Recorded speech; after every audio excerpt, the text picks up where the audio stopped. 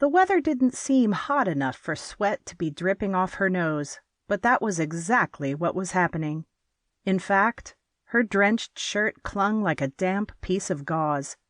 Not only was she uncomfortable, but it was also not the best fashion look. Grabbing the shirt's neckline, she pulled it back and forth several times to get some air flowing toward her face, but the feeble attempt didn't help. It felt like she was standing in front of a blast furnace. Cascade Lorne crossed the living room to check the thermostat for the 10th time. The digital display read 67 degrees. The repair guy had said not to go lower than 66. Cass could hear air pumping through the vents. She flicked a bead of sweat off her forehead. Geez, she might self-combust at any second. Cringing at the thought of what next month's bill would look like, she tapped the temp control until it dropped another degree. Maybe there could be something wrong with her air conditioning. She wouldn't be surprised.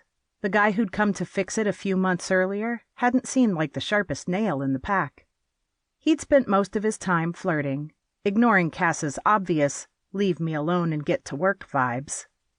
She flapped her collar again, dreading if menopause was to blame. Not for the first time, she lamented the fact that learning she was a powerful witch with strong magic hadn't relieved some of the more mundane aspects of aging. That morning, she'd swore there were more gray hairs on her head than the day before. But the hot flashes she'd been experiencing felt extreme, even for a 50-year-old woman in the throes of the change. The late fall season was developing into a warm one. Despite that, she headed for the back patio. Maybe a dose of fresh air would provide some relief. Just as her fingers brushed the sliding glass door, chimes erupted through the house. Wiping her brow with a hand, she slogged back through the house to answer the front door. Graham Noble stood on the front stoop, grinning and holding a postcard-shaped piece of paper. A dimple peeked through the dark stubble on his cheek. She smiled and held the door wider for him to enter. As the door clicked shut, Graham swept off the baseball cap he wore and ran a hand through thick, dark hair. A line had appeared between his brows. He squinted at Cass. "Why is it so hot in here?" Cass's eyebrows shot upward. "You feel it too? I thought it was just me, like a hot flash or something." She gave him an apologetic look. "You know, hormones." Cass recognized the gesture when Graham flapped his collar.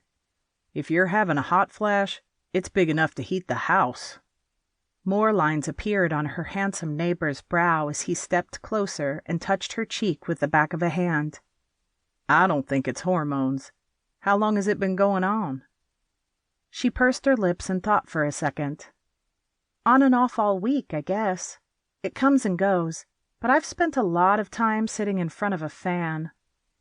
She grabbed a newspaper off the glass table in the foyer and waved it in front of her face.